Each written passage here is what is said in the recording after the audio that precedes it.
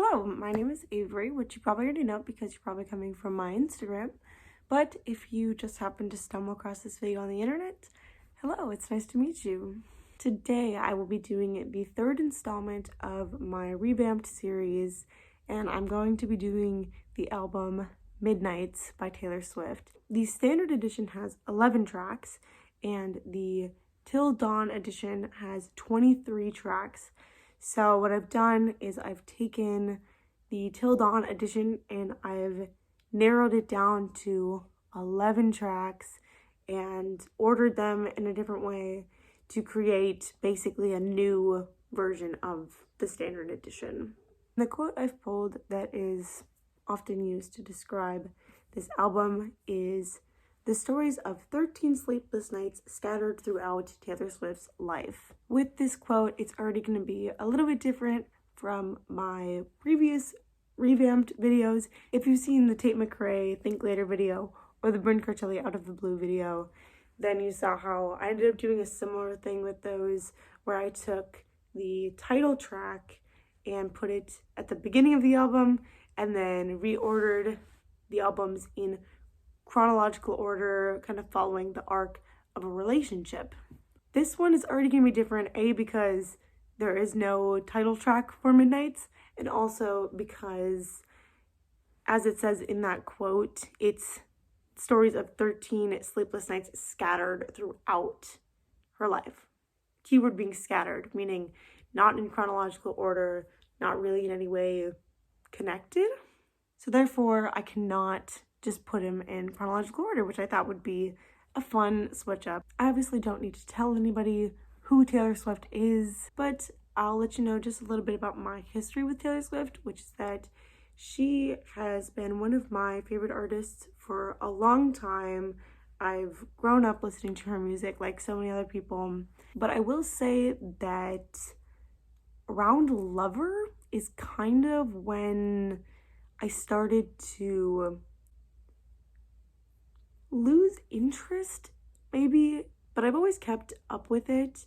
And, you know, there's always a couple songs off each album that I like. Even though I liked a decent amount of the songs on Folklore and Evermore, I wasn't as in love with the albums as I think a lot of other people were. And so when she said that she was coming out with a brand new album that was more pop, I was really excited. So the album comes out on October 21st, 2022, and I listened to it right away, and I didn't love it.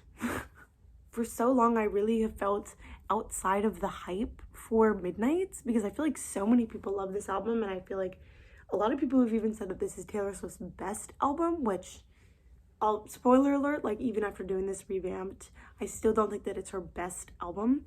I really wanted to use this Revamped video as an excuse to listen to the album some more, you know, see what songs grew on me, and see if I could pinpoint what about the album wasn't working for me. And I'll say, to that extent, I definitely like the album more now that I have listened to it more. And I've also just recently watched the Eras Tour movie that came out, and I think seeing some of the songs performed live gave me a little bit more appreciation for them.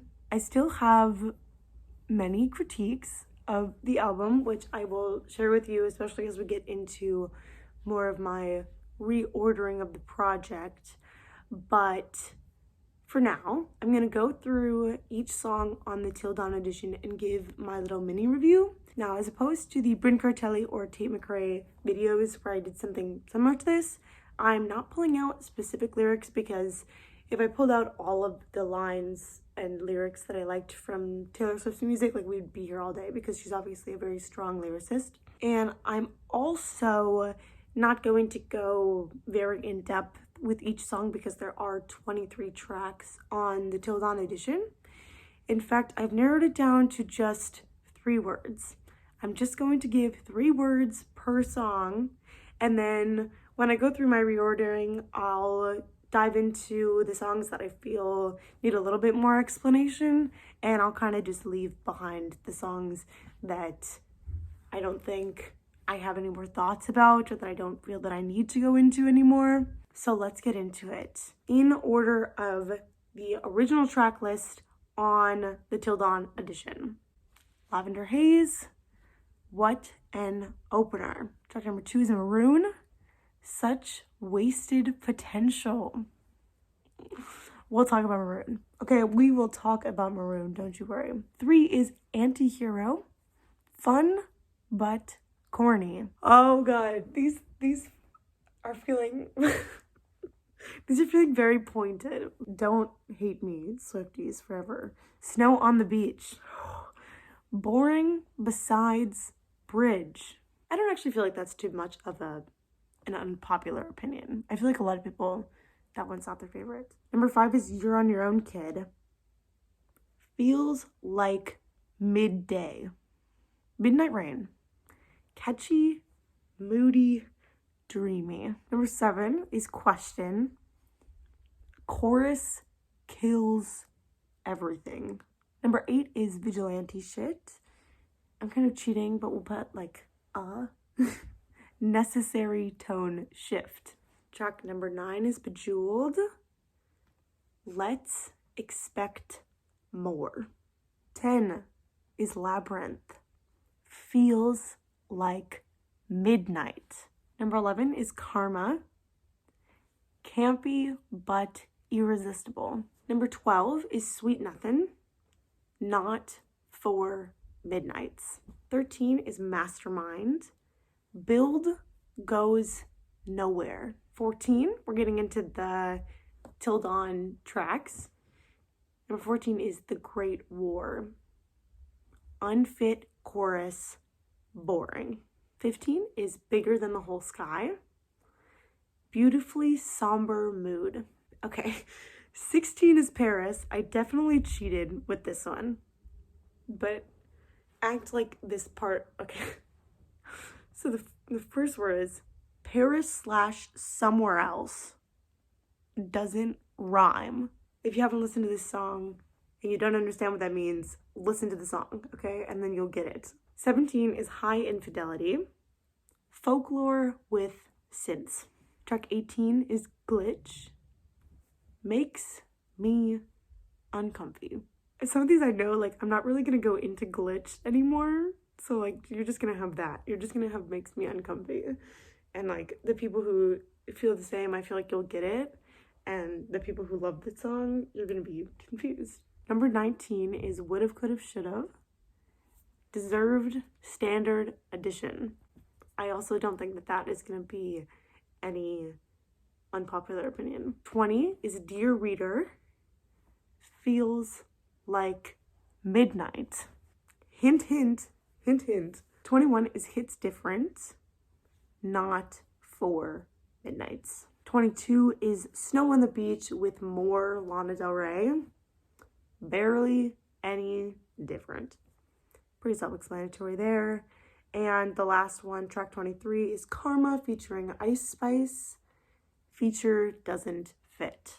Again, I don't think that that's going to be a hugely unpopular opinion. So now that we've gone through that and I've made a lot of claims and I feel like kind of put a target on my back, let me dive into my revamped version of the album, get into my reordering, and get into my more specific thoughts so that hopefully my 3-word little summaries will make a little bit more sense. I pulled a quote from the Apple Music description that goes along with the Till Dawn edition of this album that I feel like will really aid me in describing the ways in which I feel like this album worked and ways that I feel like this album did not work. So here is the quote.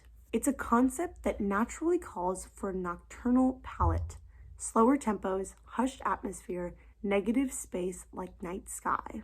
To me, this seems like what the album was trying to do in many ways. I feel like the album was trying to get this kind of hazy, floaty feeling that you have when you're, up really late. In some ways, I felt like that concept made much of the album feel stagnant. Something I've been trying to kind of put my finger on is whether I blame the production more for this feeling of stagnancy that I get with the album, or whether I blame the songwriting and the lack of melodic development, the lack of range. I think it will become pretty obvious as I start to talk about these songs that I feel like a lot of them, even the ones that I liked, could have been better than they were if they had just gone somewhere.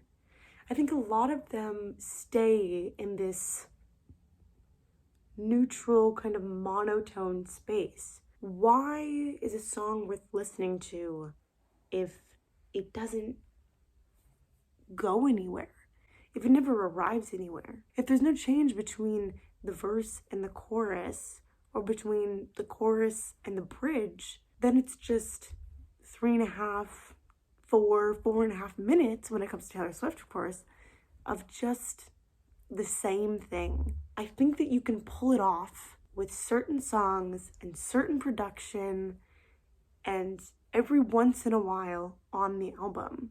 But I think, needless to say, I don't think that it fit with a lot of the songs on the project. The overall note that I wrote about this album, if I'm being, my harshest critic, Swifties don't kill me. But the note that I wrote is the production doesn't go anywhere. The lyrical quality is inconsistent. And the choruses kill this album. And not like, oh my god, she killed it, but like this was going well and you just killed everything that was good about it. Last thing I'll say before I get into the actual order is that I watched the Eras Tour movie after I created this reordering. And yet, somehow, as I was watching the movie, I was like, this is kind of a similar order to what I've put in my revamped version of the album. And I think that that's kind of telling. With that being said, the first track on the revamped version of Midnights is Lavender Haze. Clearly an opener. It has the, meet me at midnight part. I don't think that you could take this song and put it anywhere else on the track list. So it is staying in the first slot of my track list. I think Lavender Haze is the best song on this album. I think Lavender Haze is potentially one of the best pop songs that Taylor Swift has ever made. And I don't think that it got enough love. I know it got a video, but I feel like it's really been outshined by Antihero, Bejeweled, and Karma as singles. And I think that Lavender Haze is better than all of those songs. Now, speaking of one of the singles that outshined Lavender Haze for sure, the second track on my revamped version is Antihero. This is only a slight change from the original version. Antihero is track 3 on the standard edition, and I put it in 2. I took Maroon out of the number 2 spot on this album because I think that Maroon kills all the momentum that we get from Lavender Haze. I'll get more into my thoughts about Maroon a little bit later because, spoiler alert, I didn't take Maroon off of the album completely. It's not one of the songs that was cut, but it makes no sense in this number 2 spot to me. Antihero does make sense though.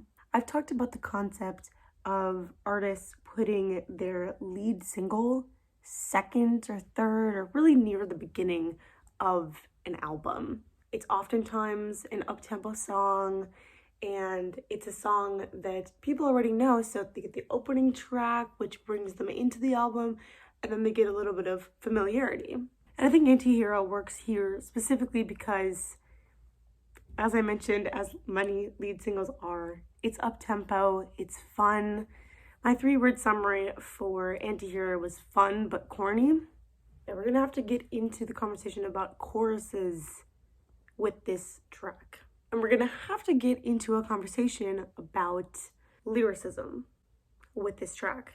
I have no doubt of Taylor Swift's capabilities to write incredible lyrics. You know, we've seen it so many times. It is all throughout this album. But I think that Taylor Swift sometimes struggles to write fun songs, fun, upbeat, poppy singles that aren't corny, that aren't juvenile. I would fit Anti-Hero and also Bejeweled, which I'll talk about later, in with other lead singles like Me from Lover and You Need to Calm Down from Lover. And I think that those two singles and those two songs in general aren't a lot of people's favorite Taylor Swift songs. And to me, those two, Anti-Hero and Bejeweled, all have that same really juvenile, really corny tone. I wish that she could find a way to have fun songs, lighthearted songs that, that aren't serious, that don't have to be serious and have like super poetic lyrics without resorting to this, it's me, hi, I'm the problem, it's me, right? At tea time, everybody, like it's just corny, it's just cheesy. But I actually really like the verses of Anti-Hero. I don't mind the production. I just think that the chorus and the lyrics in the chorus and the melody in the chorus kills this song. I think one of the reasons why I like Lavender Haze so much is because to me, that song is fun and it's got a groove to it and it is more lighthearted, but it sounds mature and it doesn't resort to these kind of cheap tricks, it almost feels like, with Anti-Hero and Bejeweled. That's why I appreciate Lavender Haze even more and why I feel like Lavender Haze should have been the song off of this album. If I let it be fun and I don't take it too seriously and I don't think about the lyrics all that much, then yeah, it's a fun lead single. Moving on to track number 3, we have Midnight Rain, which is a song that I liked much more. Now at this point, if you've seen the Eras Tour, if you went to see it in person, or if you've seen the movie, you'll note that, as I mentioned before, my track listing kind of mirrors some parts of the Midnight's era on the tour. As I was watching it, after I had created this ranking, I was like, the first 3 tracks for the tour are the same first 3 tracks that I have for the revamped version of the album. And to me, this all can be boiled down to one word, and that word is momentum. I think that momentum is something that great albums do really well. They build momentum, they sustain momentum, they control the pacing of the album really, really well. But it's definitely easier to hide bad pacing and, moments where the momentum is a little bit off on a recorded album. In a live show, you cannot kill the momentum or you will kill the vibe for everybody. You will kill the show if you kill the momentum. And I think that there's a reason why she did not include Maroon, Snow on the Beach, and You're on Your Own, Kid during this opening of the Midnight's live section, and also at all during the Midnight's section. Like, she didn't include them at all. I think that tells you that those are the tracks that kill the momentum of the beginning of this album. And I didn't need to see the tour to be able to hear that in the recorded version. One other thing that I'll say about Midnight Rain is that we're starting to slow the album down just a little bit. And to me, though I didn't order this album chronologically as I did with the other albums, because like I said, it doesn't make sense to try and like create a storyline with these songs that are clearly not supposed to be connected. In my ordering though, I feel like you can see a trajectory almost as though we're starting at like dusk with Lavender Haze and Antihero and Midnight Rain, and then we're slowly getting into the night. I guess in concept, these songs are supposed to be like all written at midnight, but I actually think that, at least with my kind of trajectory of the album that I've chosen, it starts at a dusk and we go, you know, through the night, and then we come out the next morning. So Midnight Rain is kind of when the darkness is really setting in and we're no longer in dusk, we're in like the for real nighttime portion of the album. Now, for a song that was not played at the Eras Tour and is in fact not even on the standard edition of the album, my fourth track for Midnight's Revamped is Dear Reader. Dear Reader is one that I really gravitated towards. My initial reaction when I heard it was, sounds like a mix between Midnight Rain, Maroon, and Bejeweled. And I feel like that might be a reason why it wasn't included on the album. But I personally think that it is distinctive enough and that it stands on its own. And my 3-word review of this one was feels like midnight. I think that that's pretty self-explanatory, but really what I mean by that when I say it for this track and for Labyrinth, which I'll talk about later, is that Dear Reader is the one that, for me, best embodies that quote that I read off of Apple Music. A concept that naturally calls for a nocturnal palette.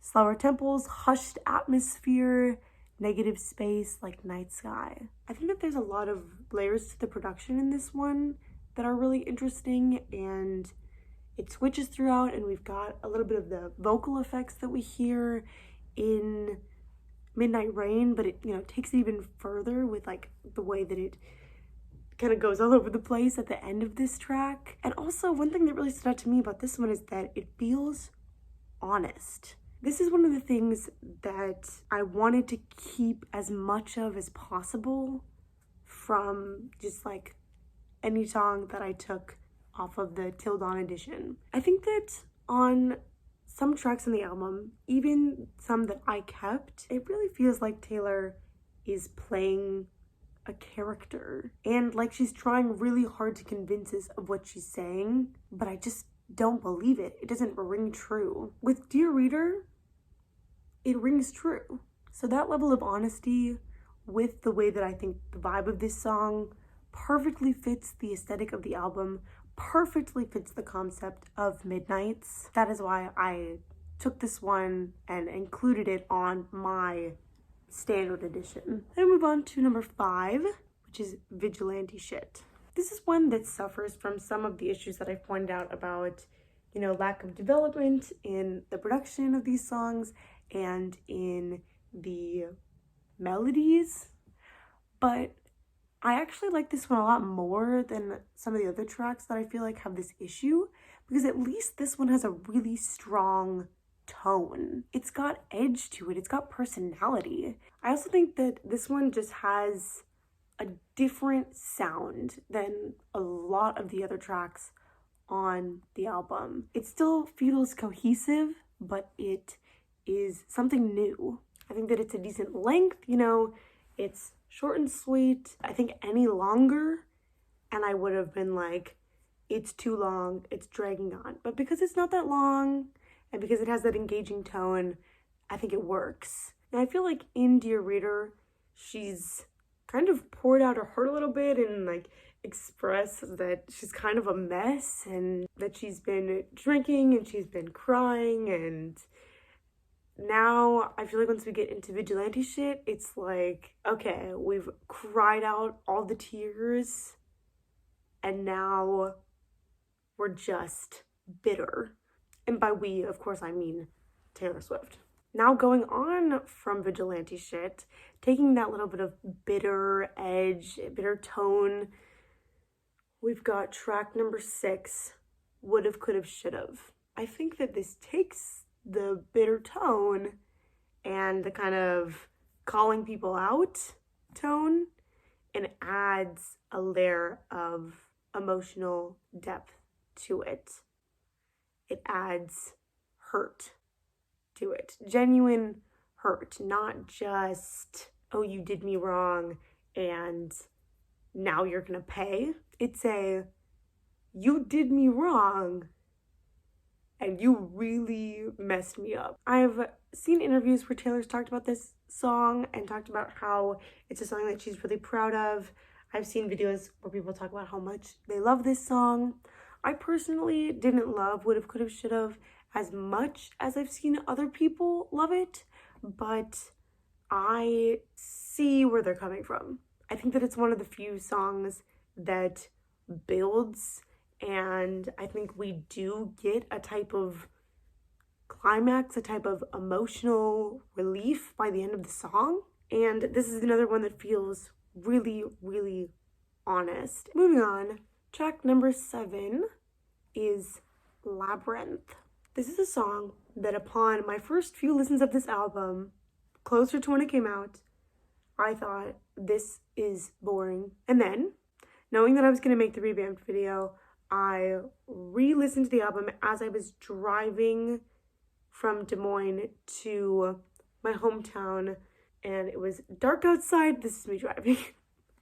It was dark outside and I was driving and Labyrinth came on and it really hit different. In the middle, well, it was in the middle of the night, but it was when it was dark outside and I was just driving down the freeway and it was kind of like all consuming and all around me, and it really gave me an appreciation for the track that I didn't have before. I think that Dear Reader and Labyrinth are the 2 songs that I feel best embody the concept of Midnights. And to me, Dear Reader is our really slowing down and getting into the later hours of the night. And Labyrinth is the darkest hour. Though technically it's not exactly in the middle of my order, it feels like the midpoint. And now we can start slowly but surely coming back to the day.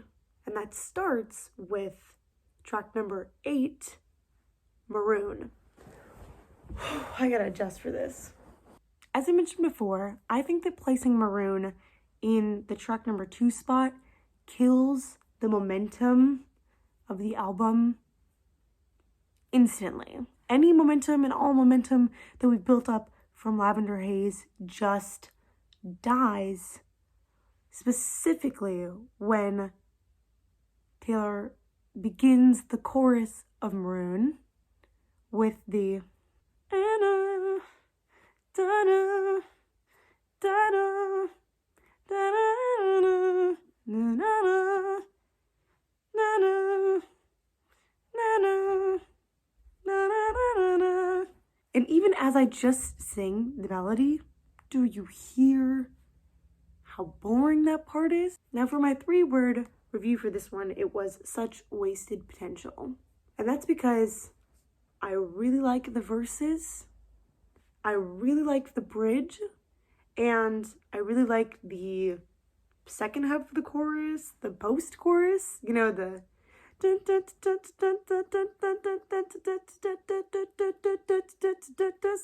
scarlet it was maroon, right? That part? That's the part, you know, that part and the bridge are the part that I see people talk about with this song the most. And I feel like nobody talks about the actual beginning of the chorus because it's just not interesting. And it is far too slow for a track 2. I was going to make this video before I finished watching the Eras Tour movie, but I'm really glad I didn't.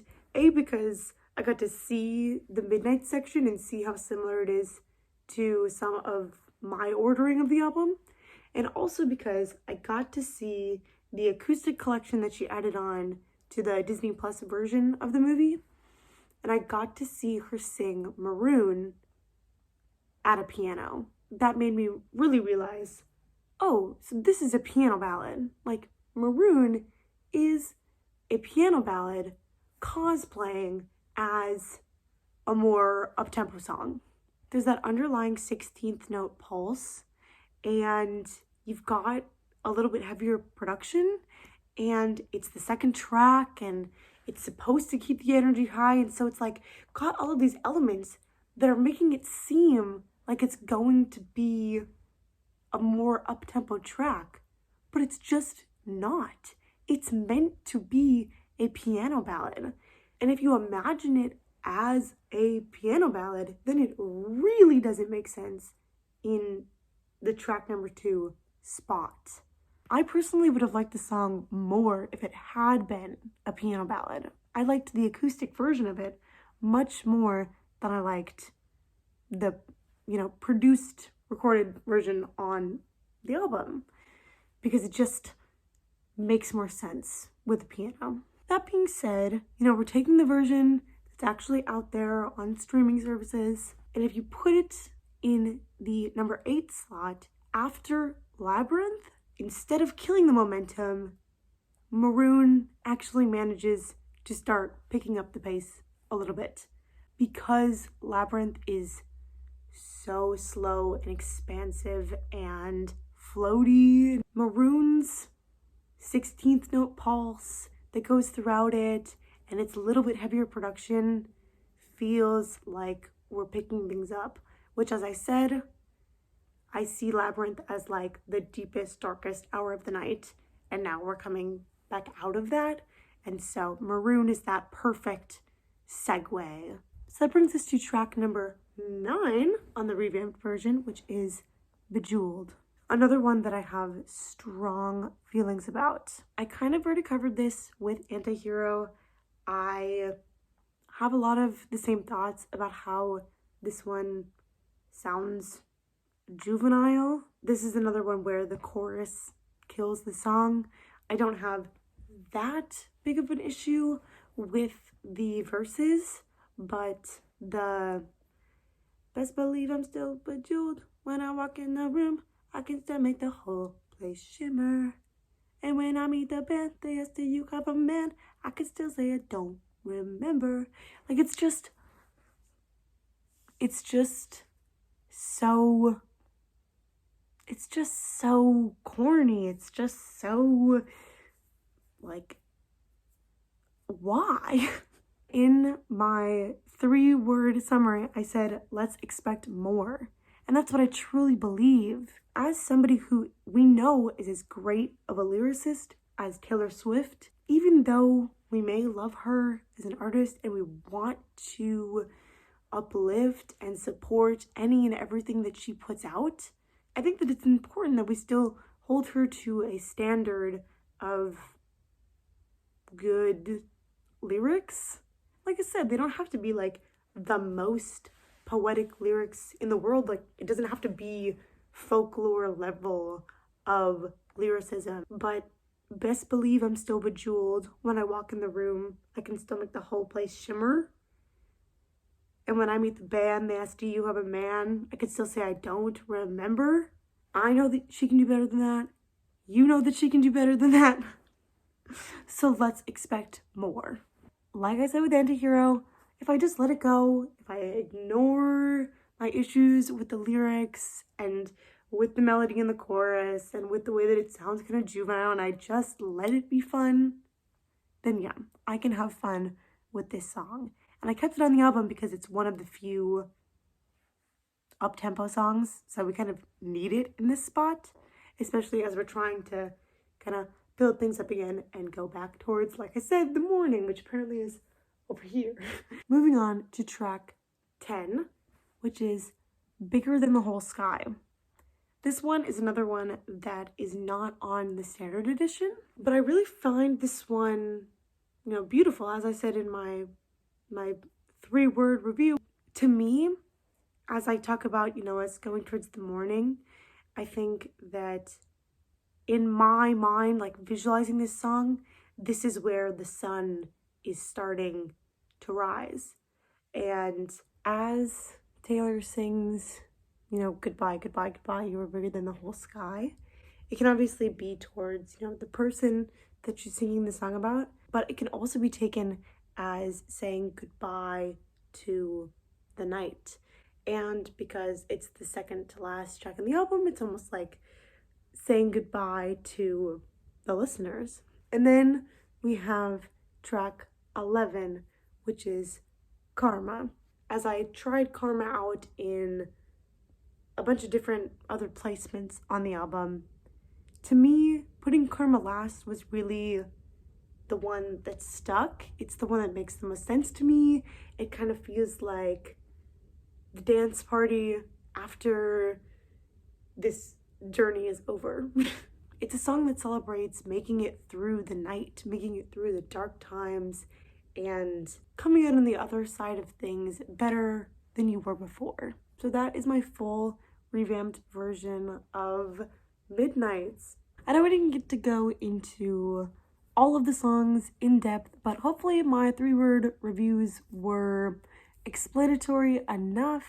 As I said in my last video, I know that there's a very small subsection of my friends and family who watch these videos, but if you're here and if you feel like being the brave first one to comment on one of these revamped videos, I would love to hear your thoughts on Midnights, the album, the standard edition, the Till Dawn edition, any edition, your thoughts on my reordering, and what your reordering would be if you reordered the album yourself.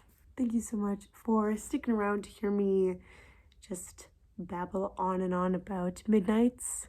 I'll probably make another one of these videos at some point, you know, when I feel the inspiration, but who knows when that'll be. So until then, bye.